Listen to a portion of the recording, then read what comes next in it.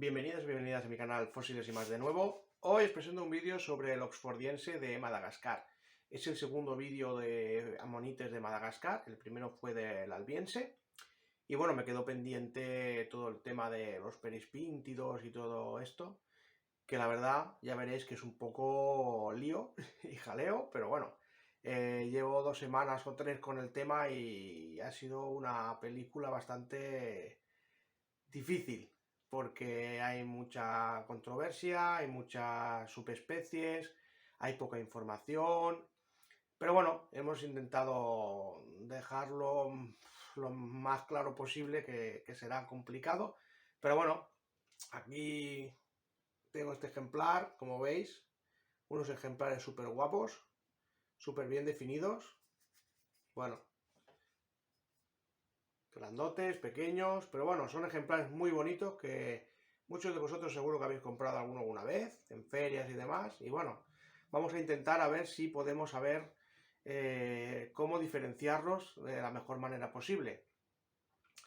Y bueno, ya os digo que es complicado, pero yo he hecho todo lo que he podido para poderlo aclarar lo máximo posible y daros un poco las pistas para poder identificar con documentos o con pequeños detalles de estos amonites con los cuales yo me he apoyado para poder poner nombre en algunos de ellos. En otros pues es bastante difícil, por eso muchas veces están como perispintes SP y ahí se queda.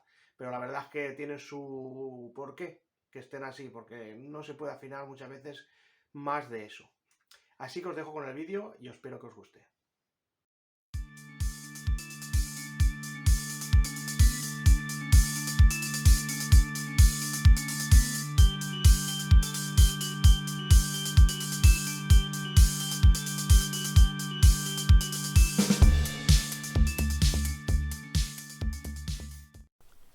Bien, pues vamos a empezar con esta presentación.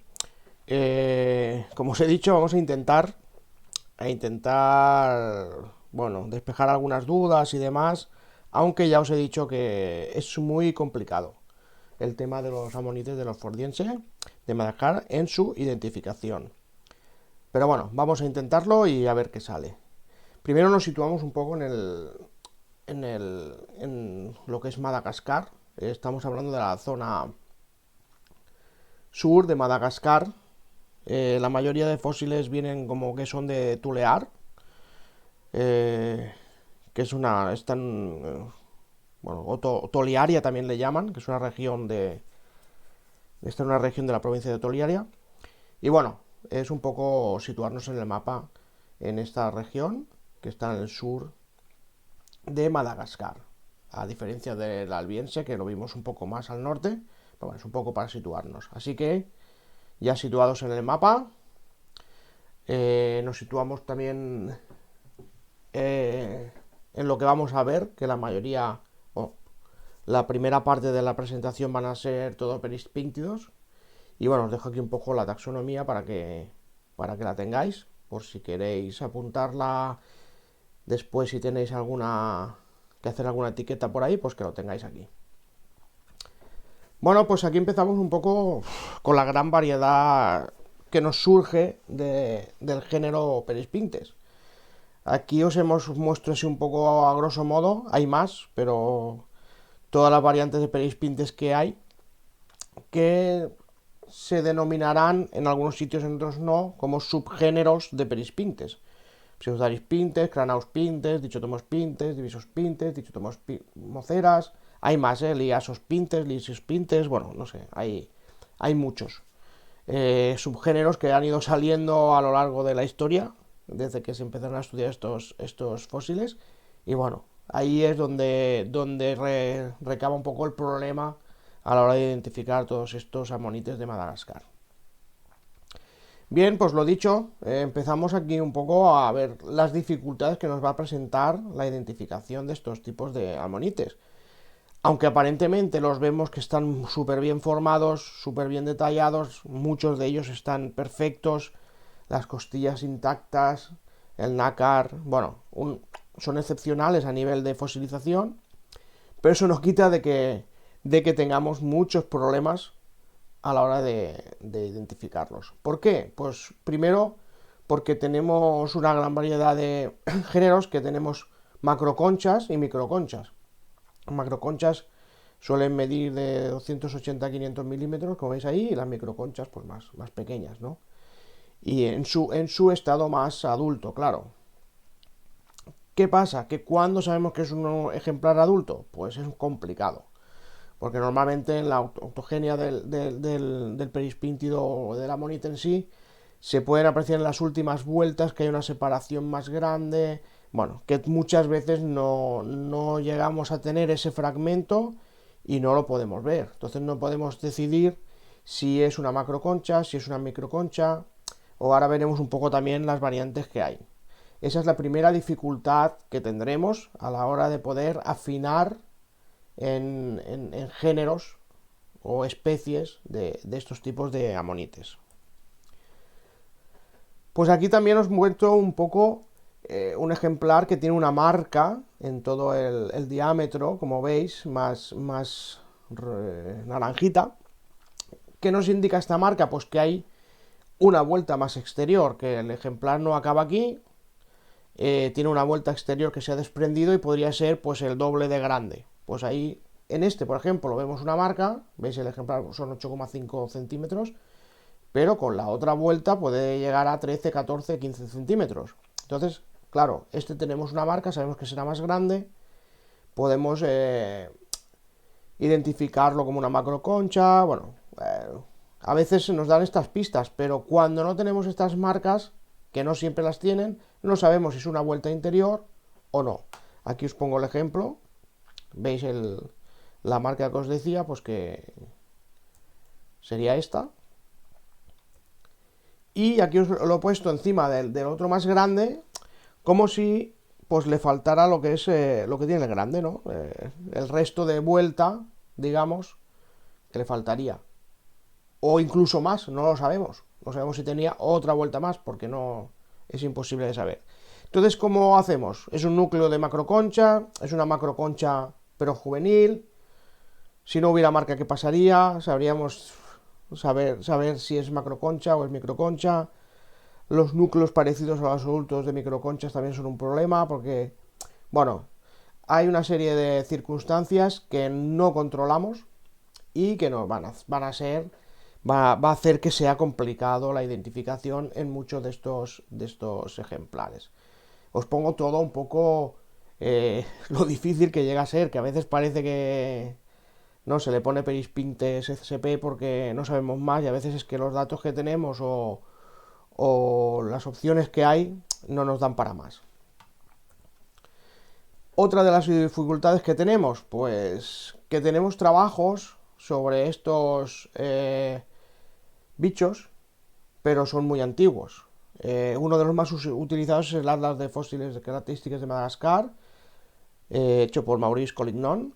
El fascículo cuarto, por ejemplo, pues es el que menciona todos estos perispíntidos y demás. Y sí ayuda mucho, pero como veis aquí os he puesto una foto actual de un perispíntido y claro, dista mucho de algunos trabajos que hay súper antiguos. Algunos solo son fragmentos, que yo tampoco bueno, sí que lo entiendo porque esto necesita una revisión, actualizarla, y alguien que le dedique tiempo a hacer un buen estudio sobre estos amonites con fotos actuales, a color, bien hechas, como es el caso de las que os muestro aquí a la izquierda, que aclararía muchas cosas. Y en muchos casos yo he recabado mucha información en estos días peleándome con estos amonites, y muchos trabajos a los que he acudido son de fragmentos, trocitos y demás, y con lo cual son cosas que, bueno, pues son antiguos, y antes pues no se encontraban a lo mejor lo que más tarde piezas que se podían encontrar en perfectas condiciones y que sería bueno de tenerlas en un trabajo actualizado y, bueno, que estuviera más modernizado, por decirlo de alguna manera. Otro inconveniente, pues eso, que la información es escasa y a veces, según quien la edite, pues tira para un lado, tira para el otro, y es complicado. Yo la verdad que me he vuelto un poco loco, pero bueno, intentaré dar algunas reseñas de todo lo que yo he recabado de información y que me han ayudado un poco por ahí, para poderlo dejar lo más claro posible, que será complicado. Bueno, pues aquí tenemos un ejemplar de un Perispintes SP tal cual, está en el Museo Geominero de Madrid, y como veis, la característica de los Perispintes como género, sin subgénero, es que las vueltas, las costillas se van separando cuando van llegando a la forma más evoluta, ¿de acuerdo? Pero, como veis, si encontramos un núcleo interno, pues las costillas son más finas y también sería complicado saber si es un Perispintes o es un subgénero diferente. Otro Perispintes que tenía por ahí también está un poco como SP, pues por lo mismo, porque no tenemos, no sabemos, parece un Perispintes, pero no podemos afinar un poco el tema de la especie. Bueno, y aquí encontramos la primera especie un poco datada que vemos que hace referencia a Collignon, el trabajo del 1959, que es el Perispintes dichotomospintes besairei, que creo que es la especie más dominante que se encuentra en esos lugares.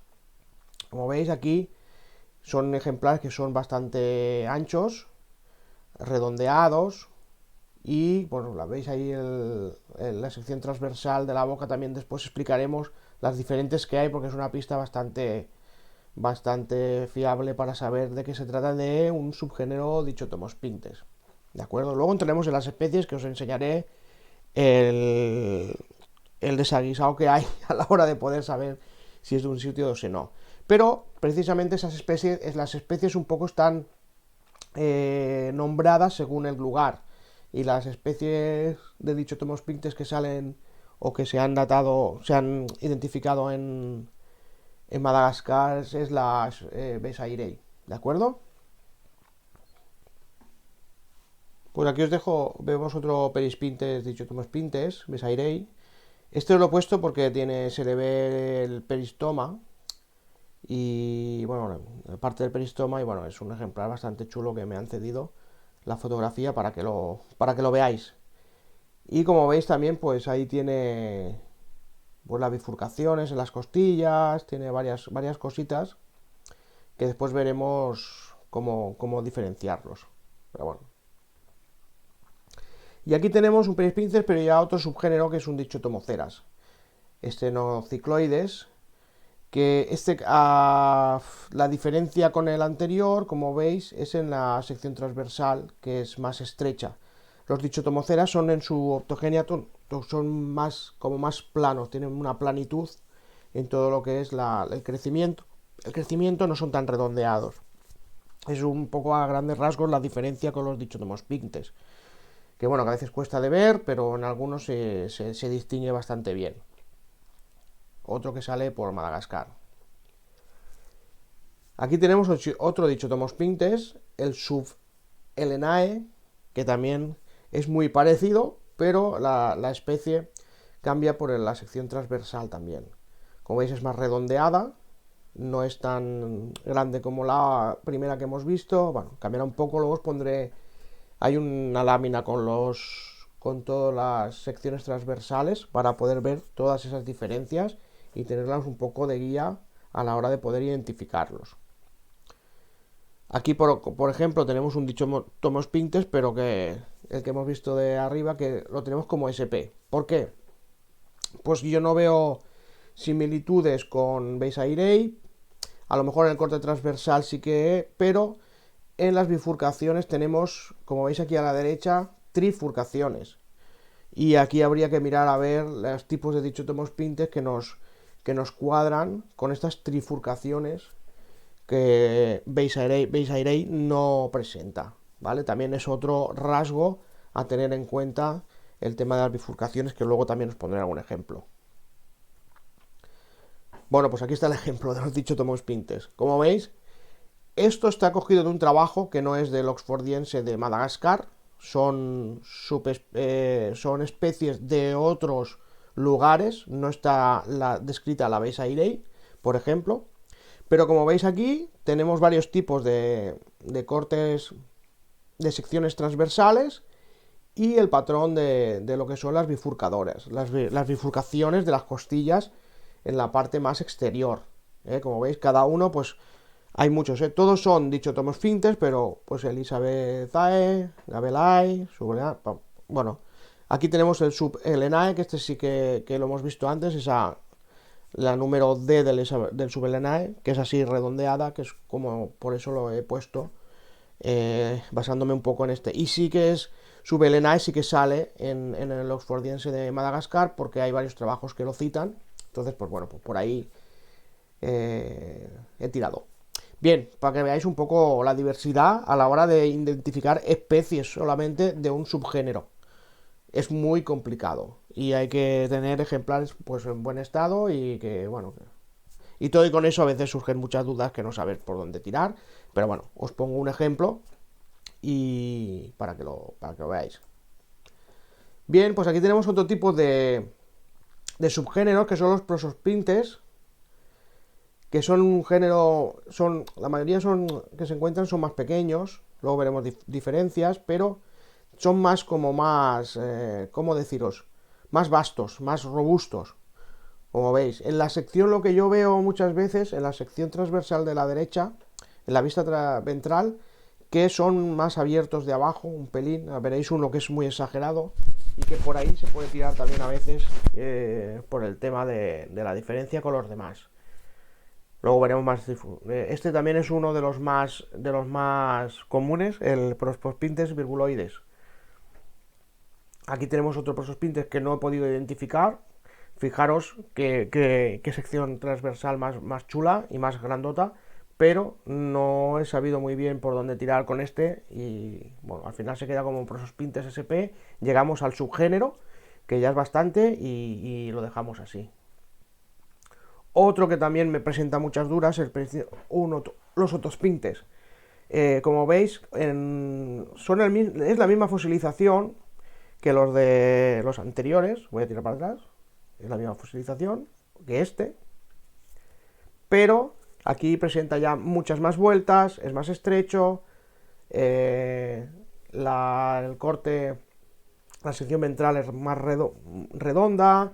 Bueno, diferencias, pero no soy capaz de saber qué tipo de otospintes puede ser, así que este tipo de amonites lo dejaremos como otospintes SP y nada más. Y también tenemos los divisospintes, Besairei, otros que salen también mucho por allí. Este en concreto tiene una forma aegra semiverticata, que es este tipo de patrón que no es tan recto, que tiene esta forma así más diagonal en las costillas, como veis. Es una forma también característica que sale. Y como veis a la derecha los divisospintes pues son bastante más anchos, también redondeados, pero también otra diferencia es en la sección ventral, que es así de este tipo, como veis aquí. No es tan redonda, sino que se abre un poquito para los lados. Luego os enseñaré el dibujo del patrón para que lo veáis. Pues otra especie que sale por ahí, divisospintes, y esta sí que está un poco determinada, que es el Besairei. Los discospintes, pues otro género también que sale por allí. En este caso Madagascar se nombra el titani. Es un poco diferente a los demás, las costillas son más anchas. Bueno, tiene diferencias. El ombligo también, bueno, varias cositas. Muy complicado también, pero bueno. Esto en varios trabajos sí que hay algún trabajo que lo muestra mejor y se puede comparar bastante bien y se ve la similitud. Son ejemplares, este es un ejemplar de 10 centímetros, o sea, un poco grande. Pero bueno, otro tipo de subgénero que sale por ahí, por Madagascar. Y después tenemos los cranaospintes, que también son pequeños en la gran mayoría, y estos sí que también son más no sé cómo deciros, más robustos, más agresivos. Las costillas son más puntiagudas, más grandotas y más robustas. Y aquí vemos dos cranospintes, que cranospintes también en algunos lugares los encontráis como subespecie y en otros lugares, o como subgénero, perdón, y en otros lugares los encontráis como género y después como subgénero, pachiplanulites. Y los que salen por allí pues son los Rabei, que son estos de aquí. Como veis son anchos y muy fuertes de costuración. Y aquí tenemos otro Rabei que os he puesto un poco más grande para que lo veáis. Pues bueno, otro ejemplo de Pachyplanolites Rabei. Aquí tenemos otro Pachyplanolites, que este es diferente. Este es un Subevolutus, que como veis a la derecha, aquí, veis estas costillas que sobresalen mucho. Es un poco, creo, la característica de estos Subevolutus. Por eso se le llama así, entiendo yo. Y bueno, es una característica. Los otros no tienen no salen tanto los otros Pachyplanolites, y el Subevolutus es más salen para afuera las costillas en su parte más interior. Como veis ahí os he enseñado un poco. Vale, y aquí volvemos al del principio, nuestro famoso amonite grande que al final no sabemos cómo... Bueno, yo con este he tenido mucho problema porque al principio le puse subdispintes, no sé, era complicado. Al final, por las costillas, por la forma y demás, he determinado que es un Cranospintes y es una macroconcha subadulta, porque creemos que le falta un trozo, y por el corte también transversal también nos indica un Cranospintes adulto, luego lo vemos. Y claro, ya tiene un tamaño considerable de 13 centímetros, seguramente le faltará un cacho grande y puede llegar a los 17-18 centímetros. Por eso pues me decanto con este grande por un Cranospintes. Aquí os muestro un poco lo que os decía del corte transversal, la sección del verticiclo. Esto está sacado del trabajo que os he enseñado antes, y pone que esta sección, esta forma de sección va cambiando según el tamaño, ¿de acuerdo? Entonces me dice que esta sección corresponde a un tamaño un diámetro de 11 milímetros, de 11 centímetros, perdón. Nuestro ejemplar tiene unos 13, más o menos, pues sí que nos va coincidiendo la forma con el tamaño, y bueno, por eso tiramos por... Nos dice que esto sería un Cranospintes rerundanensis. Bueno, pues si tiramos por ahí podríamos nombrarlo de esta manera. Es complicado, pero yo he tirado por ahí. Y aquí tenemos otro Cranospintes Pachyplanolites SP, porque tampoco pues sé muy bien qué especie puede ser, pero bueno, otro ejemplo. Esta robustez de las costillas, muy característica de los Cranospintes, como veis. Y luego también tenemos estos grandotes, que son muy grandes y los venden mucho por ahí, que este ejemplar, por ejemplo, son 30 centímetros, tienen como unos tubérculos grandes al principio de las costillas, en la parte interna. Bueno, no sé, se les denomina Cranospintes, pero Cranospintes no tiene tubérculos, entonces no sé si esto podría ser otra especie, otro subgénero, otro género, no sé. Está un poco en el aire, por eso os digo que esto habría que revisarlo muy bien, y con estas calidades de amonites es raro que nadie haya un poco, bueno, investigado en todo esto y haber hecho un trabajo bastante bueno para poderlos identificar. Pero bueno, estos son muy típicos, que se venden por ahí por unos dinerales considerables, porque son tamaños muy grandes. Aquí os muestro otro tamaño de 53 centímetros, otro Cranospintes interrogante, lo he dejado ahí. Como veis, pues son ejemplares súper grandes, seguro que habéis visto por ahí algunos. Y si veis, también, pues claro, si encontramos el núcleo interno, pues nos puede llevar a no saber qué puede ser, porque cambia mucho, de dentro a afuera cambia mucho este tipo de amonites. Bien, pues aquí os pongo unos ejemplos de la sección transversal. Yo para buscarla, siempre la busco por cross section en internet, porque hay muchos trabajos en inglés y nos llevarán a mucha más información. Ya lo expliqué en el vídeo de cómo saber buscar. Pues bueno, si ponéis selección transversal os saldrán cositas, pero si ponéis cross section Perispintes, pues os saldrán más. Y un poco, aquí veis las formas, las diferentes formas de la sección transversal, que presentan todos estos amonites y que nos dan pistas para un poco identificarlos, ¿vale? Es como una pequeña guía, muy genérica también os digo, es muy genérica, porque depende del tamaño, también cambiará. Pueden ser más redondeadas, menos redondeadas, pero bueno, nos dan un poco una guía para poder decantarnos por una cosa u otra. Otra cosa curiosa, pues también son los conductos que tienen dentro de las cámaras, como puede ser el sifón y demás, que también nos darán muchas pistas a la hora de poder identificar. Yo recuerdo que estuve con los Cranaos Pintes en su día, hice una lámina y me guié mucho por esto porque encontré información que me los diferenciaba muy bien. Bueno, aquí os he enseñado los conductos, estos principales.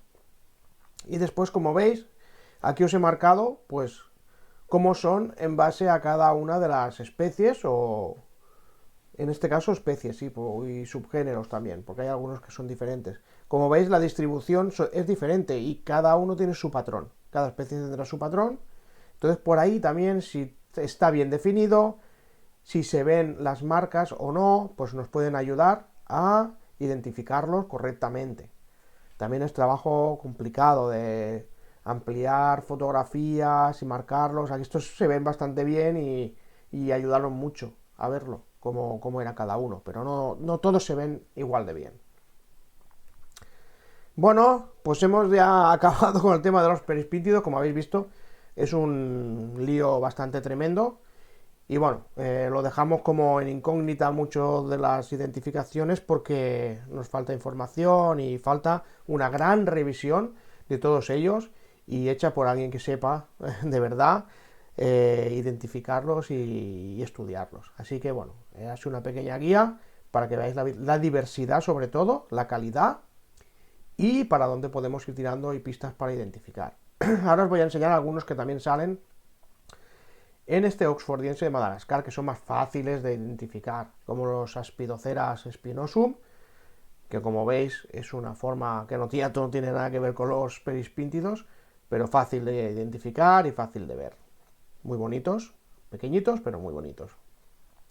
Otro también que nos sale es el Pitipilloceras pitichoicum.